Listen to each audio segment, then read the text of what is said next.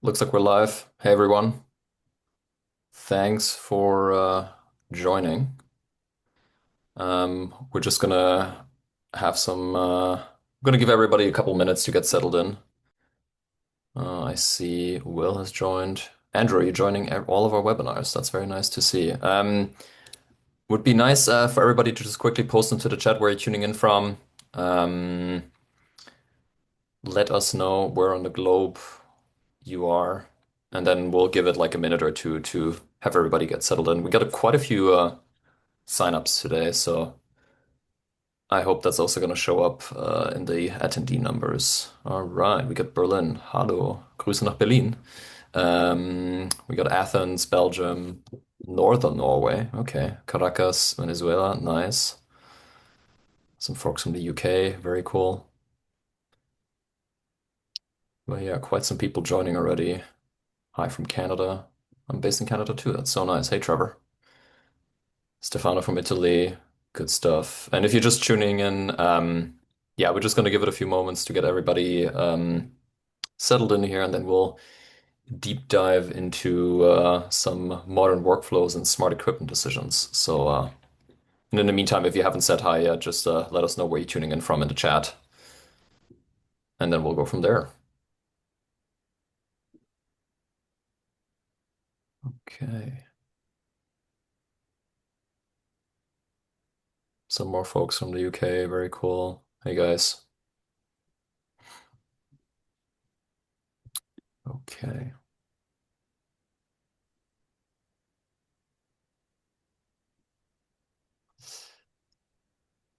Good stuff. All right, we're in for 2 minutes already. Sure, some more people are going to join in the coming minutes or so, but I think we'll get started so we don't go overtime like last time I did this. So yeah, welcome everyone. If you don't know me, I'm Tim. I'm the operations and go-to-market manager for Rentman in North America. I also handle processes across other parts of Rentman's global operations. I'm going to be your host today. Um, and joining me today for the first time is my co-host and my colleague Elitza. Elitza, do you want to say a quick hello to everyone? Yeah, of course. Yeah, welcome everybody to this expert session. Yeah, my name is Elita. I'm the account executive for the UK and Ireland at Rentman. And yeah, as Tim already mentioned, I'll be co-hosting the session with him today. Good stuff. Thanks for the little intro, and you guys might see that we have somebody else joining today.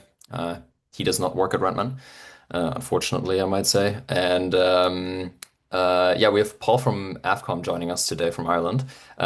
Paul, for anyone that doesn't know who you are or who AFCOM is, tell us a little bit more about yourself. Thanks, Tim, and hello, everybody. I'm Paul Murphy, owner and managing director of Avcom. So we're a premium production agency that look after corporate events here in Ireland.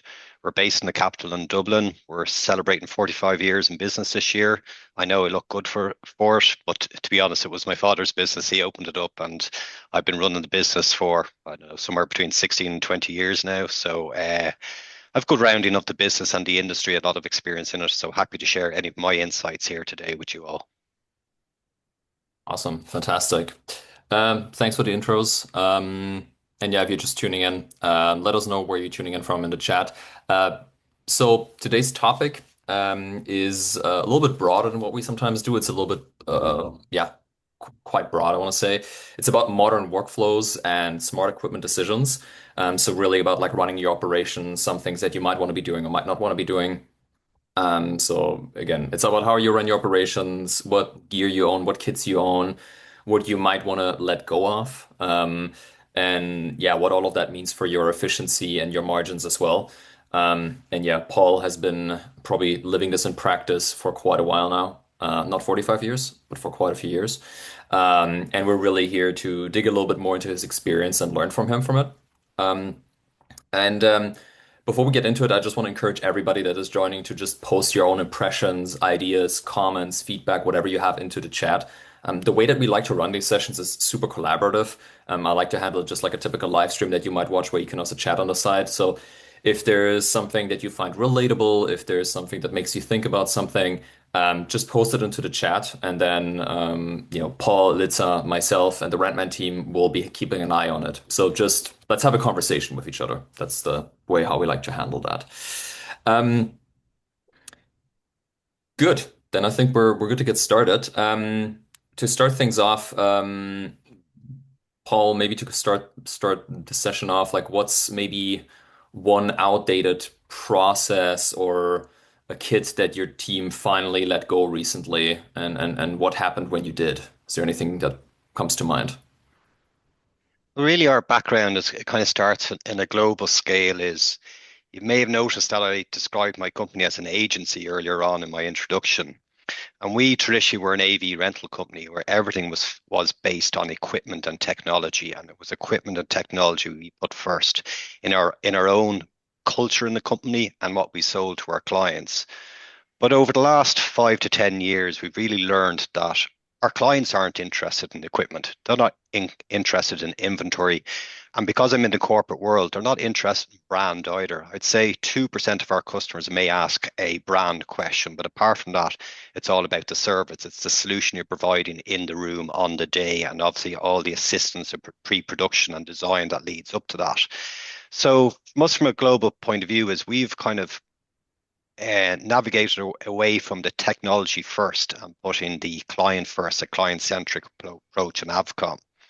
But Hmm. also in the economy of Ireland is it's very hard for one company to own it all. So we used to have the mentality of, oh, we're the biggest AV company in Ireland. We should have the brightest projector, the best line array, the best brands. But in truth, that was never a differentiator with our clients or with our event outcomes. So for us is COVID, although it was a very difficult time for society and business over those few years, it gave us a massive opportunity to do a deep dive into our business to see what was working and what not Hmm. was not working. And our business paused. So we stopped, and everybody in live events games know you go from live event to live event to live event. You take a breather in the summer around Christmas, clean your inventory, take a break, rejuvenate the Yeah, staff. But ultimately, what COVID is, it stopped everything and allowed the management team to have a look at what's working and what's not working in the business. And one of the big gotcha. things when we come to processes is when we go to process, we talk about our business, our salespeople were also our production managers. So they were trying to Okay. be experts in two areas, and you couldn't be an expert in two areas. You could be doing sales to 50, 75% of your capacity, or production that leads into the operations of the company at a reduced capacity as well. So the first thing we did was divide up our sales team to concentrate on customer-centric customer approach first, supported Hmm. by production and technical people that scope out the jobs and deliver a winning proposal based from a technical point of view, but also from a budget point of view with the kind of global view of the sales guys. And then we had a separate production team that would activate the actual confirmed jobs and make sure that they're set up right for our delivery teams on site that ultimately led to a better all-round solution to our clients. So that's the first thing we did. But then that led into a whole review of our inventory and what works and what doesn't work. I think anybody on this Okay. call knows it's all about utilization. Which pieces of equipment are you regularly sending out there? That's your clients for every event you do, it's on every single event. And that's a no-brainer. That inventory has to be in-house. But what we really were challenged over the following few years is trying to identify what we need, what works, what do we need, but we don't need it in-house. And Hmm. then and a crucial thing for us was look at it's not just about the equipment, it's about the expertise. So as video production exploded post-COVID, we would have had the mentality before COVID is get in a whole load of cameras, get in a whole load of camera people, get in a whole load of directors, switchers, show callers, and all that. Where now we Yeah. found out as that equipment became more accessible to purchase because of the change over the last 20 years of video production down to three hothead cameras and a switching unit and one controller, it suddenly became more accessible. So freelancers were starting to invest in this equipment. And traditionally, we would have gone, oh, we're not having them in our company as freelancers because they have their own equipment. They're going to become the next Avcom. Where now we've turned around and combined the equipment and the expertise And that has been a huge success for Avcom over the last 2 or 3 years, and keeping in mind margins that you sell those bought-in Mm. services for. Okay, so I'm seeing this like two very distinct choices here. A was like really looking at the client experience that you were providing and moving maybe from more technical people to more client-centric people then. So splitting those teams up and really focusing, like having the salespeople do their sales, having them and then not having them build out the orders in the end from a technical perspective later. So you really can find the people that are the right fit for the technical side of things, maybe like, scrubbing the order later. And then you have the people that do the first part of it where, it's just about like making sure you have good client relationships. Yeah, and Um, on that, there's two type of clients. There's your regular clients, and then there's what we call our RFQ clients, the request for quotes. And to be able uh, to have someone quickly turn around a basic technical spec for an RFQ and to speed up that process was very good. Where traditionally our sales stroke production people, when they did that all at once, they left that on the long finger and dealt with their regular clients first. That meant that we were leaving opportunities on the table. So yeah, that worked. gotcha. Understood. Okay. And then the second part was all about, and I guess like COVID gave you the opportunity to do that. And was then looking at like what gear is it that we really need, like to what like extent, and like how often do we use it, and what are things that we can just easily sub-rent because if the gear is out there and if the equipment is available and if a lot more people are investing into it, then why would I have it in house? Like rather stay lean, and then yeah, like have your existing costs just be a little bit lower, correct? Exactly, as I touched on, is equipment that had technical expertise to run it, but really where the easy choice was with those flagship piece of equipment. And again, back to utilization is in the economy we work in here in Ireland is most and majority of our shows, our medium shows, are 20 to 40 grand kind of price point on that. But you get your windfall projects that come in, and you may get 10 of them a year, and you may need 300 panels of LED. You may need loads of line array. You may Mm, need, if it's projection, 26K lumen projectors. But that was only 10 times a year. And by investing in that stock that only had a ROI over 10 times a year, 3 to 5 years payback on it was stifling your investment in other areas.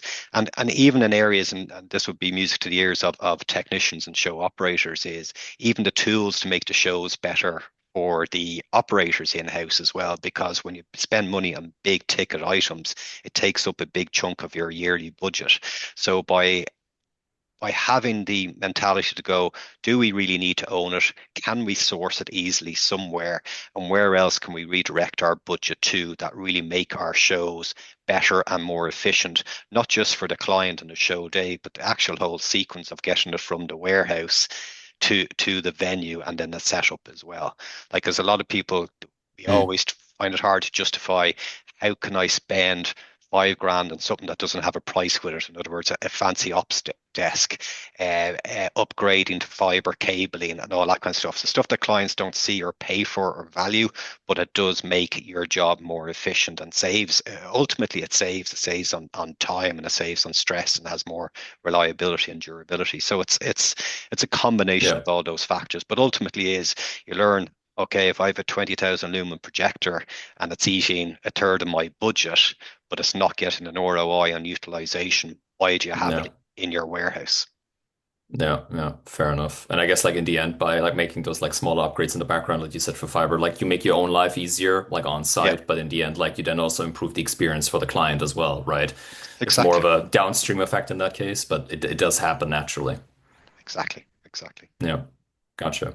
Okay. Interesting. And then I guess you did mention that so on the investment side, you were able to really look at like what you wanted to spend the money on. Um, excuse me, and maybe make smarter investment decisions. So let's, for example, say you invested less in some gear that just didn't have the ROI that you were expecting. What were the parts then where you really took that money that you had available, and what did you invest it into? So coming out of this process, that what did you use the money on that you had made available and the time as well? I think we've invested alongside our own business strategy. We've invested actually a lot more in non-technical equipment. So again, as calling myself an agency, it all came to the design of events as well. So by moving away from heavy investment in technical solutions, allowed us to broaden our solution offering, and we have some great inventory when it comes to stage design, modular design pieces that have obviously strike the sustainability box as well. It's an alternative to LED, and it's a more sustainable solution compared to bespoke wooden carpentry set building and all that as well.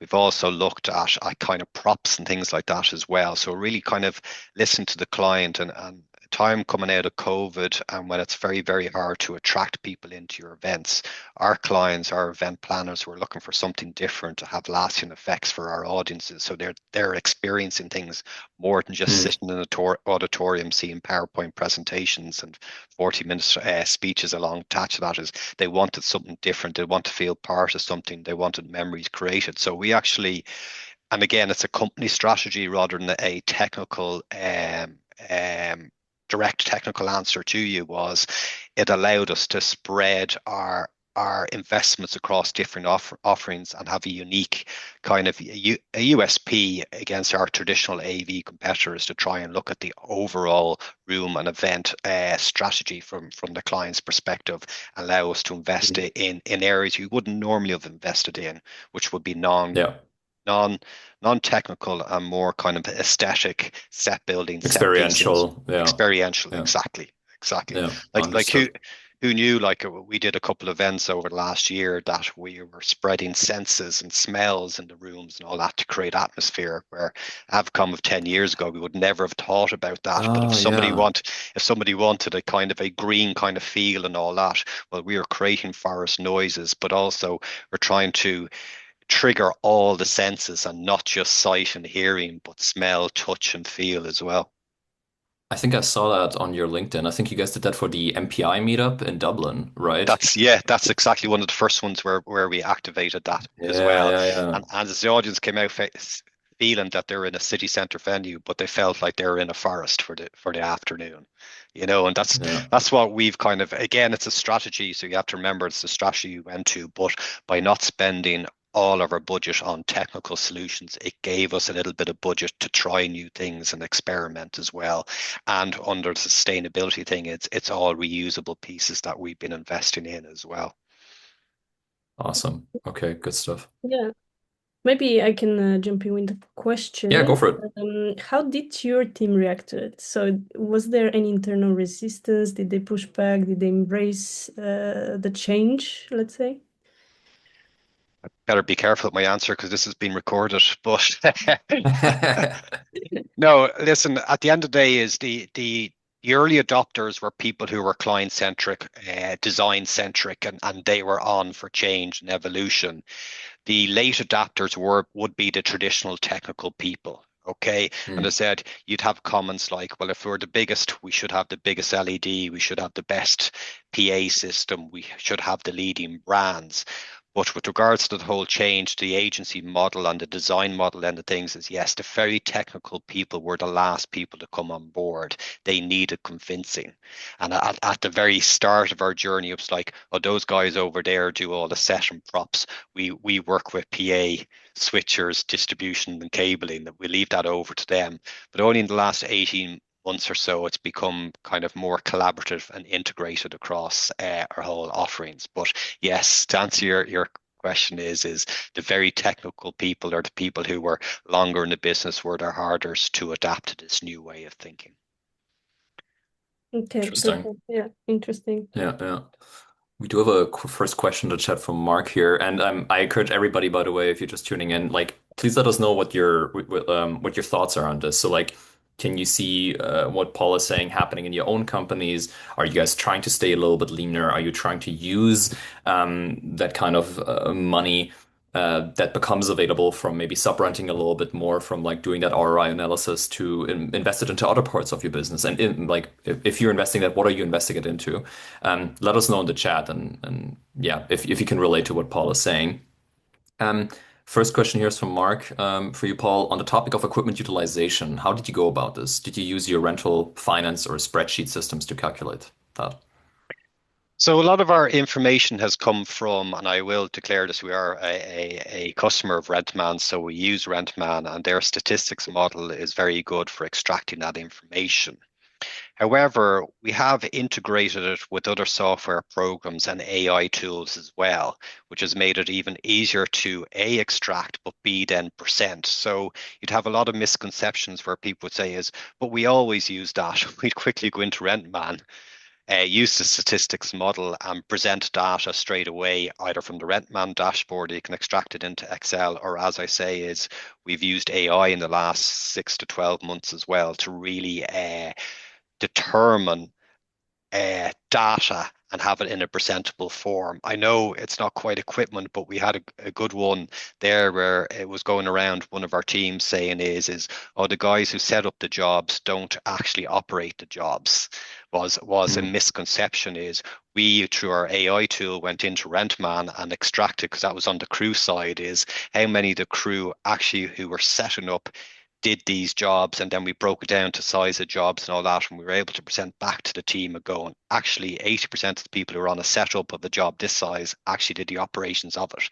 So that Okay. opinions and conversations and rumors were squashed down with data straight away. But to answer the question from Mark, it is extracting it from Rentman is your first port of call, but then you can use other tools as well to maybe dig a little bit deeper, but most importantly is find things a little bit easier, and then to be able to present them so that your team can understand it and see it in a form that they can relate to. Because again, not a lot of technical people are into spreadsheets and finance reports.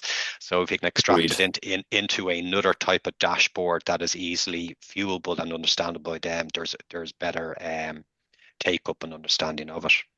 I hope that answers the Gotcha. question, Mark. Awesome. Thanks for that, Paul. Okay.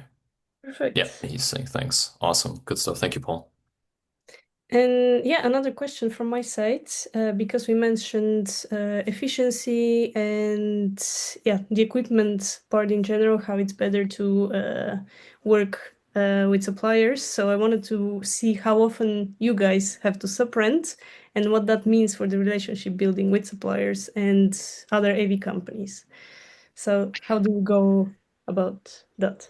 Yeah, so again, under the agency kind of model that we transitioned to over the last few years, is it has helped develop stronger relationships where before that it was very transactional, that going, can I have this off you, which was a piece of equipment, and how much you'll pay for that. We're now under the agency models, we're becoming partners and we're delivering to our clients together on site, where traditionally I would have had an arm around my business and kept everybody out of it, and I wouldn't dare expose my client to another company, where there's better collaboration between ourselves and our suppliers, constant Mm. communication, and then we are going under the Avcom umbrella, say, is we are providing this service to you with the experts in each area. So Mhm. from we had to obviously set up a procurement department, a state department, but we had to actually recruit a procurement person to look after that side of things. So you have Okay. savings on the expenditure side of things, but you have operational expenses to try and support the outsourcing model and develop relations. But out of that, then is you do get a little bit better on a return on your pricing of your with your suppliers. You get better relationships. You bigger buying power, so you can negotiate better rates and all that as well. But on the other side of it, then is you have one person dedicated looking at the margin of your sales price on those bought in services as well. So there's been great consistency over the last couple of years, where that's something that probably fell between stools. Listen, we're just getting it in there. It's the package price. Here we go. Where now you have somebody tasked with getting the best purchase price and also maintaining the margins on the sales price as well. So that has been very good. On the flip side of all that as well, just to share with people as well, there comes a tipping point where you ask yourself is, do I still continue to sub-hire, or do I bring the service in-house? And video production is a good example of that here in Avcom over the last 36 months, especially coming out of COVID, because video production was so prevalent, is we had about 3 or 4 different suppliers for video production. As we all know in Mm. the live events is you may have one solution in place, but then you need 5 of them on any given day because all the events land together. So you always have to have a pool of suppliers to support those peak periods. But it came a time kind of in the middle of last year, 2025, that we went, hold on a sec, we're outsourcing all our hothead camera solutions, but we're spending X amount with our suppliers. Is there now a time to bring this in-house? And what we did was we purchased the end of last year our own solution, and now we have our own in-house solution on video production that we sell because we're confident we can cover one event per day, but we still have those relationships with the suppliers. So it's the second, third, fourth event on any given day. We still outsource them as well. So there's an example of a tipping point where we were spending Mm. too much on outsourcing and thought there'd be more margin to be gained if we brought an element of this solution. Not all of it, because we can't cover all the jobs, but enough to cover one job a day. So we Yeah. made that decision at the end of last year, and that's been rolled out this year as well. So the management accounts will tell us whether that's a success or not. But Yeah. the data from Rentman showed us that we had gone past a tipping point, and we can bring that service in-house now.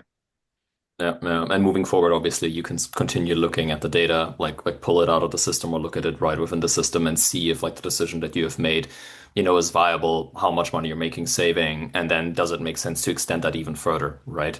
I think Yeah, that's going to be the question next couple of years. and in doing that utilization of your stock, and the Rentman statistics can show us that is it's two things: is how many times did you rent out something, but then you have to look at how many times did they cross over the same day all the time. Mm. So you look at your Rentman dashboard, you can see, okay, we had one piece of equipment out for the majority of the days across the year, but we had 10 occasions that it was out 5 times on the same day. That will question you and go, is that enough to bring it in-house, or is that just a necessary evil that you have to sub-hire on those days because they're just peak days? But if those 10 days become 30, 40 days, well, then you ask yourself, is it time to bring it in-house? Yeah, understood. Generally speaking, what I'm really seeing is that you guys have invested quite a bit in relationships from what I can see, both on the sales side, like by really splitting that role and like having better relationship building maybe with the client, but then also the relationship side on the procurement side of things, like building those relationships on that side as well. So that seems to be like a key theme that I'm hearing so far, to really improve the relationships on both, sides here. Well, what happened with us, and a frustration in the business we were in pre-COVID times, were we were always last on budget, but most important on the day. So you Mm, go to site yeah, visits with clients, and they'd be talking about how much they're spending on dinner behind the bar, champagne, caviar, starters, and then they come, "Oh, you're the AV guy. I've only 5 grand left for you." Okay, and then if something failed, there's a hiccup, as there is in live events, suddenly they're all over you saying is, but this whole event is ruined because the AV failed. And it was always a frustration for us here in Ireland in dealing with that. But what happened during COVID is, for the first time ever, is the technical side of the event was front and center. People had to come to the AV experts to go, how can we communicate to our audience?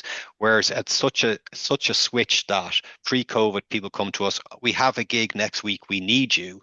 Where now people ringing us up in COVID going is, we want to be able to communicate online to our audience. When are you available? And we'll pick that date. And then what happened? interesting. Okay. Yeah, really, really interesting. But then what happened during those times, I'm sure all my colleagues on the call here will appreciate is clients worked with you for all the pre-bills and the preparation of these live events because they were nervous. They didn't know how it worked. And the Mm, general consensus from all our clients is, I didn't realize how much work went into an event before you arrived to site. Okay, yeah, yeah. so that's kind of helped us kind of evolve into the agency model, is to try and put value on what our customers are going is, our value doesn't start when the first flight case is rolled into the venue room and when the client first sees us. So much happens before that in design and pre-production that Yeah. COVID times allowed us to offer that service, and most importantly is monetize that service. Because as I say to people, is you ring an accountant or solicitor, it's all done on the hour, and we have done loads and loads for the first 40 years of our business, done free work for our clients in advance of a show, where now we're trying Yeah. to turn an element into it. Not all jobs, just some jobs that those resources you need in design, production, warehousing that's to get the job right before we get to site, and that should be appreciated and monetized. So that was a big change that COVID gave us the confidence to Just getting actually that visibility on that. Basically, you yeah, had like there was like forced visibility on that, and you would say that yeah, has continued since then. exactly, exactly. Yeah. Because clients realize and they were exposed, especially our regular clients, going, "You do a lot of work before the event day, don't you?" And Yeah. it's ironic because they did it themselves. They just took us for granted. Maybe it's the immaturity of our industry from day one is that we haven't quite monetize and charge for our time and our expertise. Everything was based on the equipment and the flight cases that rolled into a venue. So COVID allowed us to do that, and the clients appreciated too. So it wasn't as if we were pulling the wool over their eyes. They saw the work, the expertise that we have to make their events happen, and we just extended that out into the live and hybrid world. Very cool. Cool insights on Mhm. that. Yeah. Guys, let us know if you've seen this as well, like this kind of change since COVID, like if that increased visibility on like, pre and potentially even post work has made it into like your companies as well and how that has changed your workflows. I do believe we have a question, right? And it's Yes. Yes. So we have one question in the chat. What does the approximate lead time from getting a client request to generating a quotation look like, and how do you achieve it? What a loaded question. How long is a piece of string would be my stock answer to that. But one thing I will, and one thing we had to change, and a couple of people in our own company were late adopters to this, is when you go out to the outsource model is that does extend your time from a discovery through to a proposal being sent.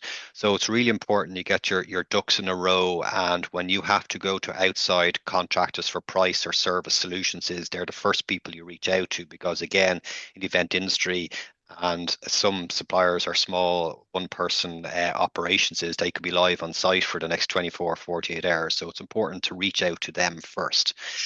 Ultimately, I'd say is with every request cold call that comes into the company is we basically try and get back to our client before close of business that day to say, hey, we've received your request. Can we set up a discovery call? Or if it's an RFQ, that's pretty straightforward. Is thanks very much. If I have the response through to you in 3 working days, is this okay for you? And then you're basically prioritizing your workload, your clients, and all that. But I would say the size of our business, like we can send out quotes for 2.5 grand for 100 grand. So something that's 2.5 grand should be done within 24 hours. Something that's 100 grand could be 3, 5, 7 working days before you get something out. But the most important advice is always communicate and check in with your client because your clients could have flexible times to receive proposals or clients could be under pressure. And once you get that information from them, then that sets up your workflow. You can't take any one proposal opportunity in isolation. You have to look at your whole Mm. workflow desk and prioritize based on your client's requirements and needs. Now, some of those needs are outrageous. And sometimes you have to turn around and go and is, I would not be able to stand over a proposal to send you through by close of business today. You have honest Mm. conversations with you. And what we've got very strong at in Avcom over the last couple of years is our bid no bid process is turning around and saying no to some business as well, which is a Right. very strong and brave thing to do, but ultimately is may not be visible. And we have seen the visibility over the last couple of years is it just means then is your team are working on what we call winnable proposals rather than unwinnable proposals, but you're just may need to get a price off another supplier just to tick Mm. box their procurement rules of getting 3 suppliers. So I've kind of gone a bit off tangent there, but ultimately is how quick can you get them across? Depends on the size and complexity of the job. But the main key thing I'd advise everybody is communicate with your client and let them tell you how flexible they can be, and then build your workflow around those schedules. Gotcha. Cool advice. Thank you for that, Paul. That's reasonable. Just like make sure you get the foot in the door quickly, basically with a reply. Yeah.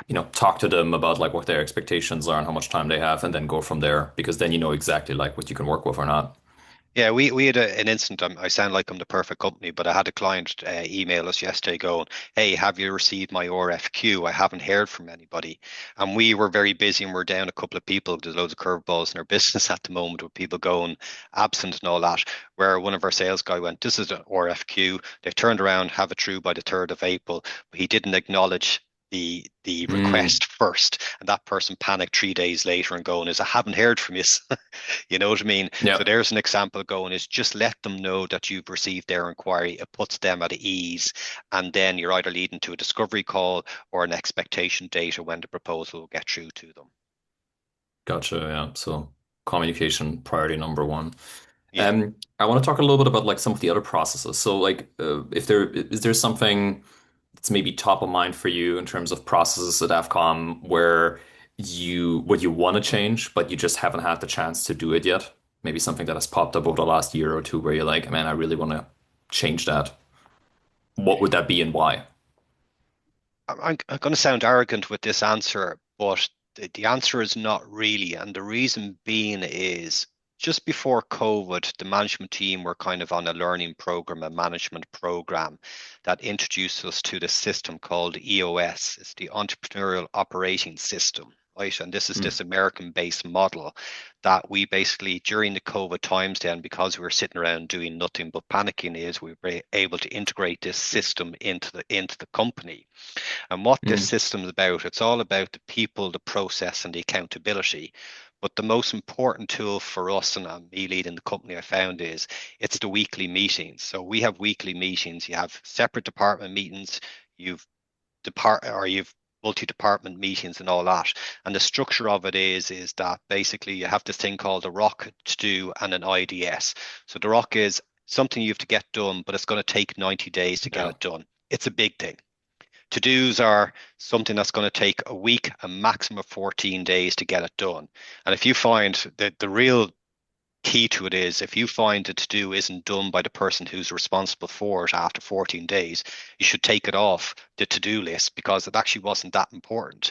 Because, Mm, running a company and so many contributors to it is people can bring something to the table that is nearly emotional rather than an actual process change or something that's really important to the business. Then you realize if they don't action or one of their colleagues doesn't action it as a to do, you quickly realize it actually wasn't that important in the first place. But the other third mhm. part of the weekly meetings are a thing called IDS. It's issue, discuss, and solve.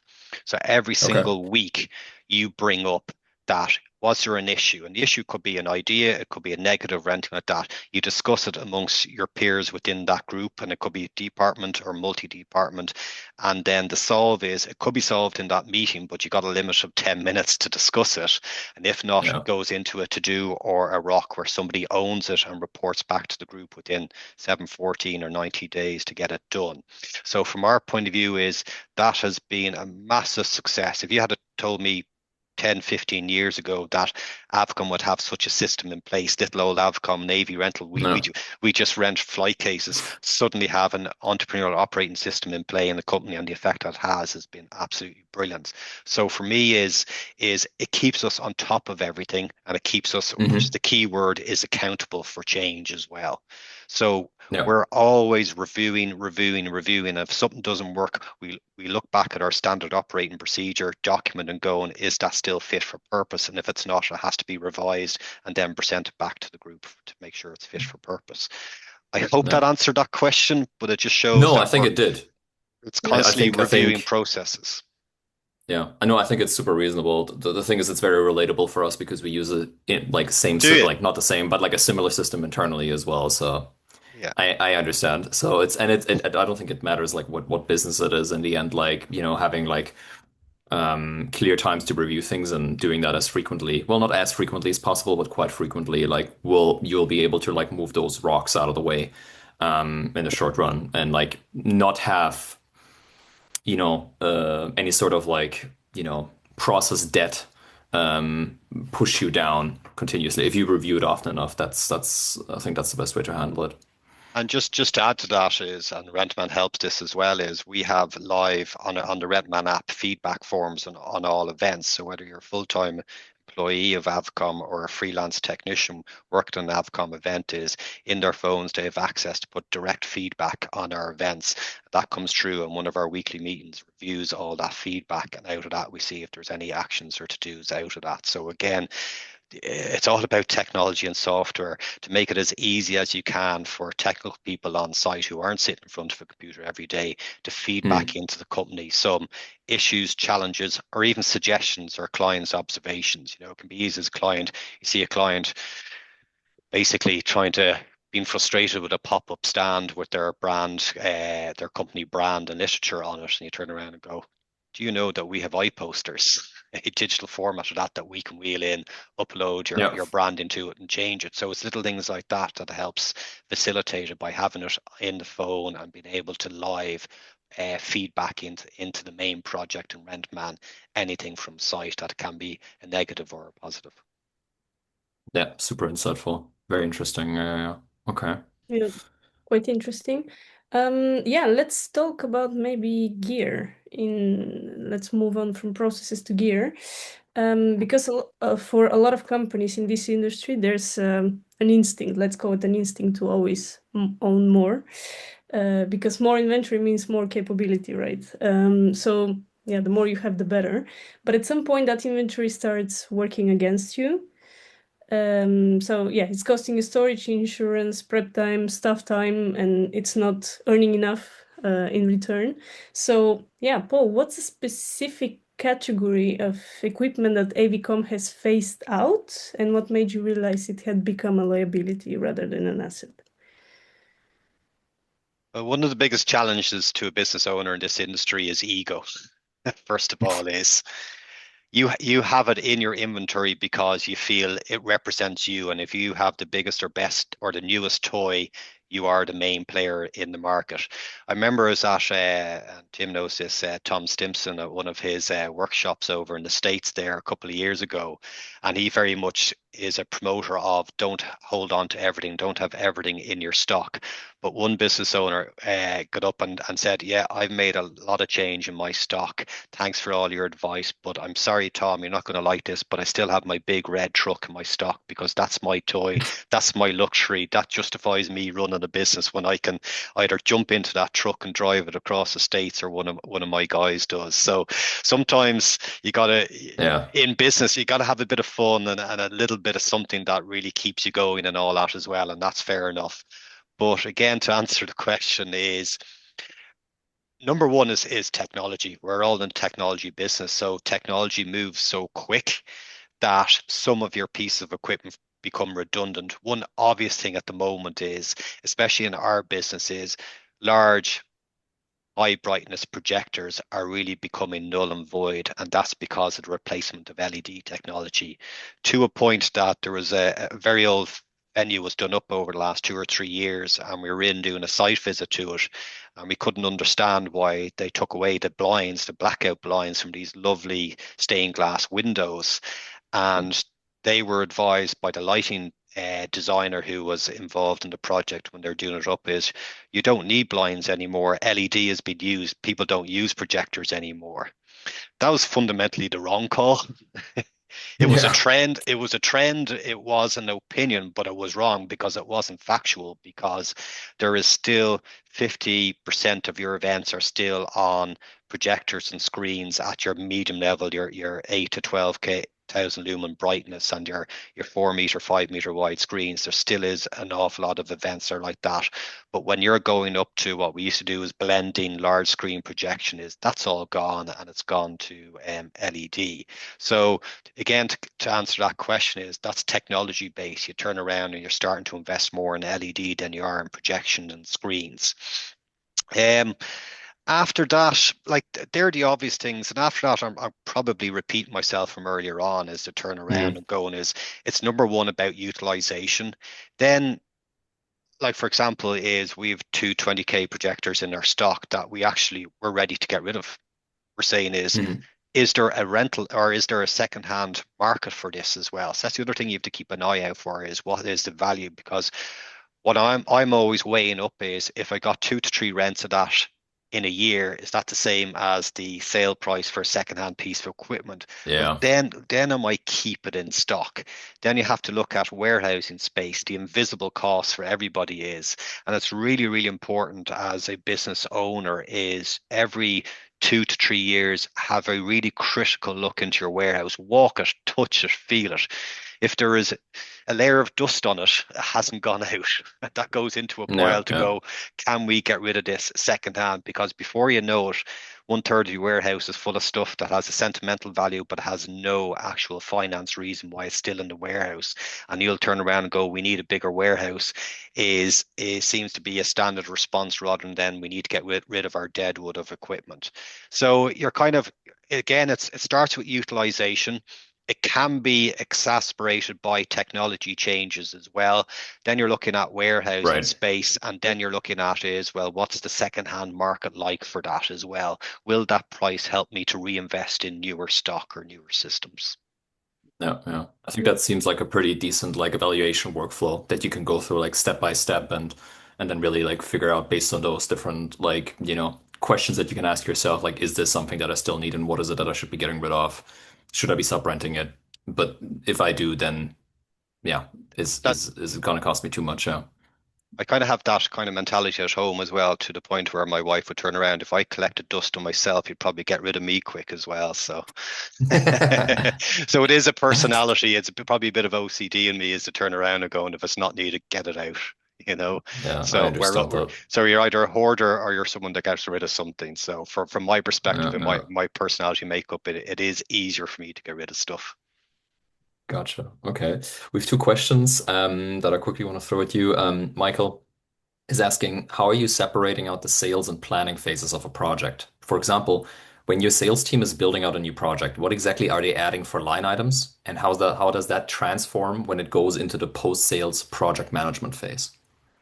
Fantastic question, that actually.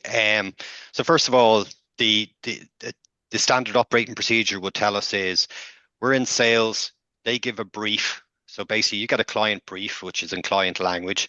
They interpret that into a brief for our technical team, and they select out of our inventory the stock needed to support the outcome that the client wants. Our sales team will give them a guideline and give them a client type. So you turn around and go, regular customer that values Avcom, they will put in the best of equipment, the best of solutions in there. It's an RFQ, what we call baseline only. Keep it simple, right to the ask that they have in their brief. Don't add on any nice to haves or just in cases. Just keep it. It's at a brief. So the sales and what we call the sales production manager work in tandem until ideally the event is confirmed. Once the event is confirmed, then it gets passed to our planning production manager. That is scrubbing the job to make sure everything is fit for purpose, talking to the venue, and then getting a brief ready for the operations crew. Now, there's always change management in the middle of that, but the change management does get handed over to the planning production manager because any changes he or she makes has an integral impact to the outcome of the show. So we've had Right. to learn again, separating out the sales team. In the first year, they're going, I'll just add on 4 more mics. That's what the client asked for. It's easier for me to do it myself than to ask somebody to do it, but then Yeah. hasn't checked the channels in the desk, hasn't checked the extra weight with regards to capacity of the transport that's Yeah. been attached to it. So you're using experts in each way. So what we say is once a job is confirmed by the client, it's handed through to the planning side of the business.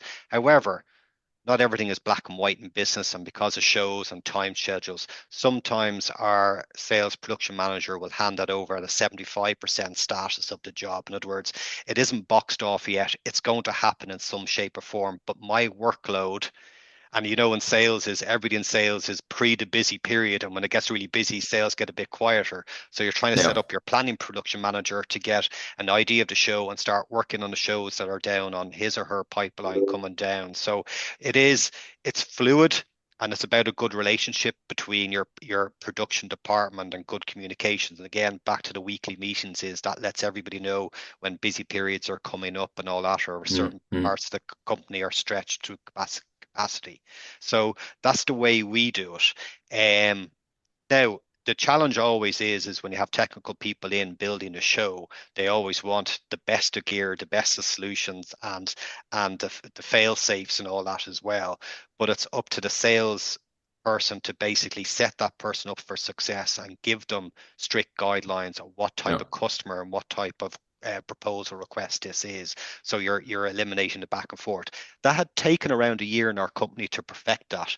Is it perfect? No, but it's got a hell of a lot better that they aren't over-specing a job for a client type. And a lot of that for us was actually identifying client types, because that's the most important thing. What type of client is it? Is it a Yeah. client or a customer? A client is someone who works with you all the time. A customer is transactional and just wants the best price or service first to make their judgment, and then they'll No. select their supplier.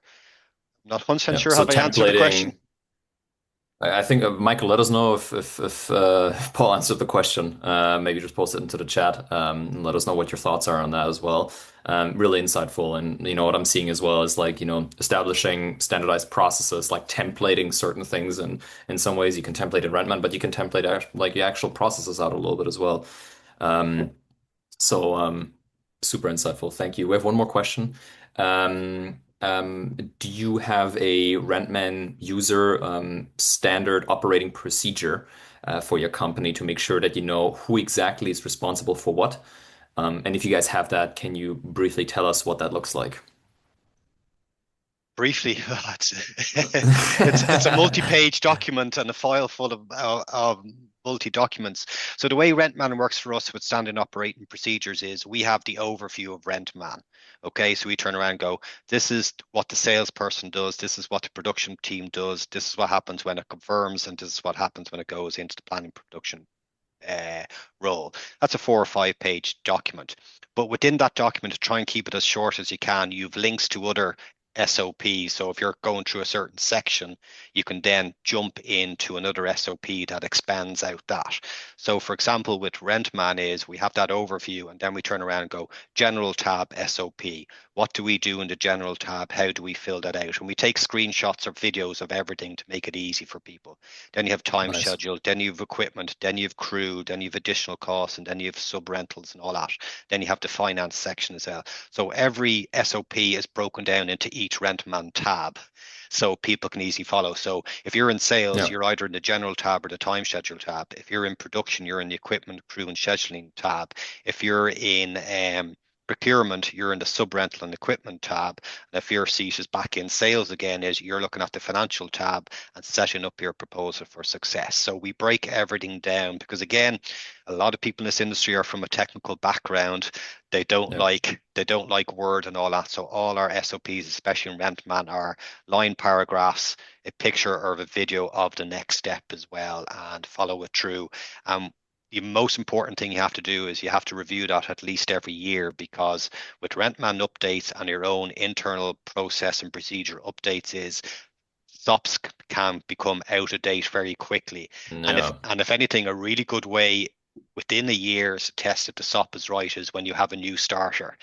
Ideally, your SOP should be new starter. Go down there on screen one, have your SOP, on screen two, have your Rentman. If you can follow that without a question, your SOP is spot on. If they keep coming up to you, this doesn't make sense to you, you have to go back and revise your SOPs. So my advice to people is document it, record it either by screenshots or video. You can now do it an awful lot by video as well, and break it down into small documents. My ops guy is he's very efficient and very good at computers. He says if a SOP goes over 2 pages, it's too long. Okay. Okay, so think about that. It's okay if it goes over 2 pages because you have inserts of pictures of videos in it. But if your text is more than 2 pages, is your SOP is too Yeah, long, nobody's gonna read it. especially technical minded people. So you break it down into segments, makes it easier to follow. And obviously then it sets Awesome. itself up for the right seats up to people who are working on each part of Rentman. Maybe I'm going to ask you to send that over to us so that we can implement it into our own support center because I feel like I, with you I'd have guys to like using it every day. But I'd have to sell it to you guys to monetize all the time over the years it has to be yeah, yeah, creating yeah. these documents. I'm only joking, Tim. I I'm totally only joking. understand. We have one more question from Michael, I think, Elitsa, right? I think it's in the Um, Yeah. chat. I'm not sure if it's a question. He said curious if Paul's team is using the split planning slash financial sub-projects to separate out these two phases. We do. Well, not phases. No, it's the main project works all the time.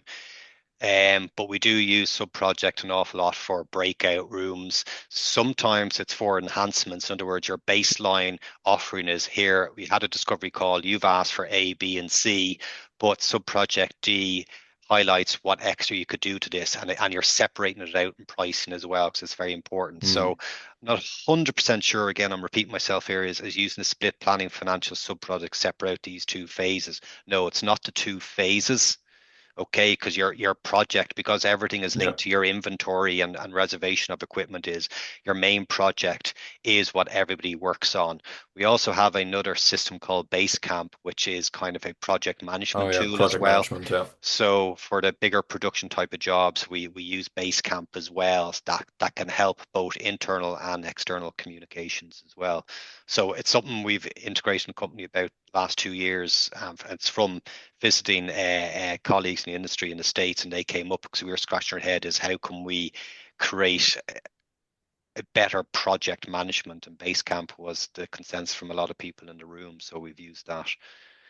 But no, Interesting. not to split the functions of productions. No, the main project is always your masterpiece for all comms internally and externally. Gotcha. Okay. Good.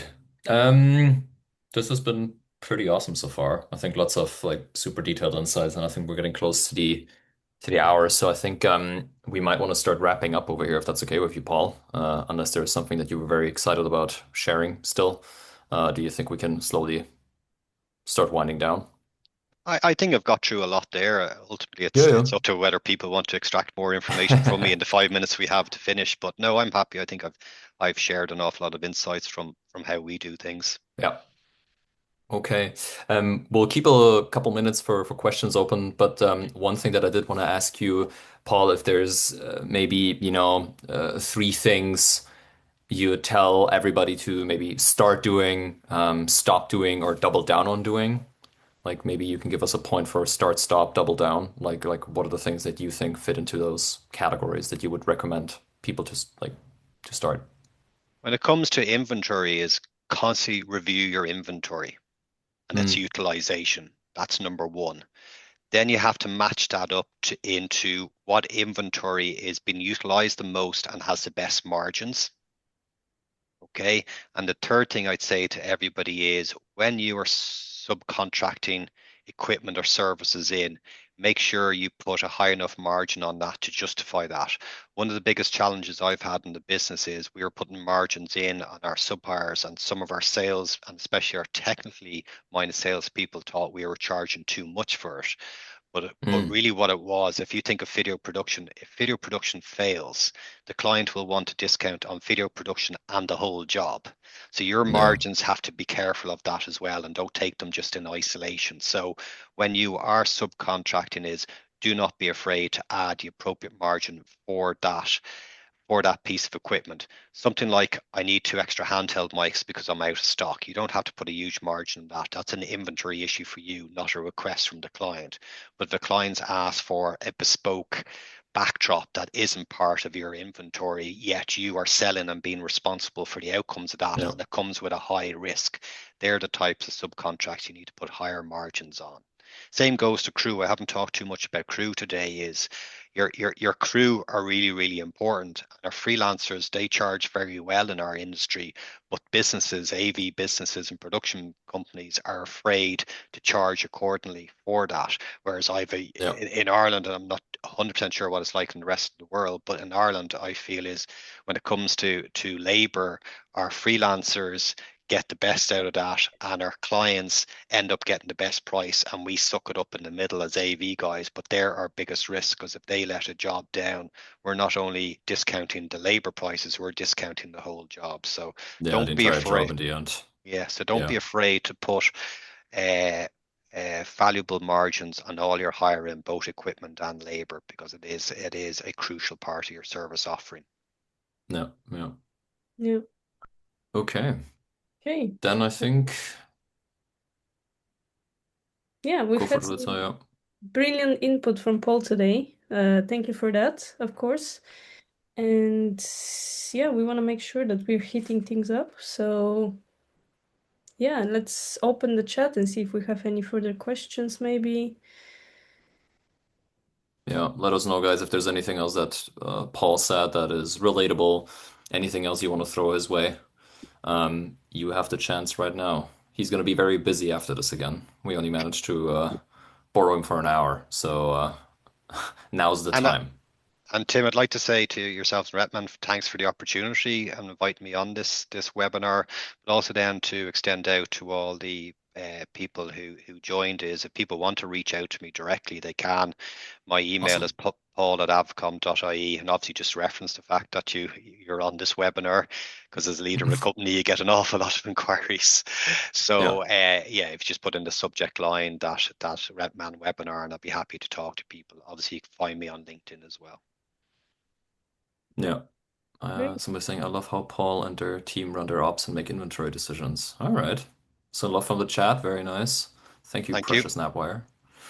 Um, yeah, and if you have any other comments, guys, let us know right now. But as Paul said, like reach out to him. Follow him on LinkedIn. I learned a lot from him. Not working in the industry, but like what I learned about like how they did the MPI summit, I think in Dublin was super interesting as well. And what you mentioned about the sense earlier was like very insightful. So how do you guys like really try to stand out and make a difference? So definitely worth a follow too. Thanks, Tim. Okay, looks like we have exhausted people's questions. Let me just double check that there's nothing in the Q&A section here. Uh, no, I think we're good. Then yeah, I think we're going to leave it with this for today. Thanks so much for joining, everyone. We're going to be sending a recording of this to everyone as well. So if you want to share it with someone, there will be a link. It will be on YouTube, I think. We also have a cool new industry report out that we created using lots of like your insights and other user insights that from the industry. You can find that on our website. I think it's called Industry Report 2026. So make sure you check that out. And then I want to say thanks to Elitza for joining today. Thanks for being there and working with me on this. And a massive thank you to you, Paul. Super insightful. I really appreciate how granular this discussion was, like how much you shared about the flows that have worked for you, what has changed since COVID. Um, and I really hope that everybody got yeah some insights on how to modernize workflows and make smarter equipment decisions, because that's what this was about in the first place. Thank you, Tim.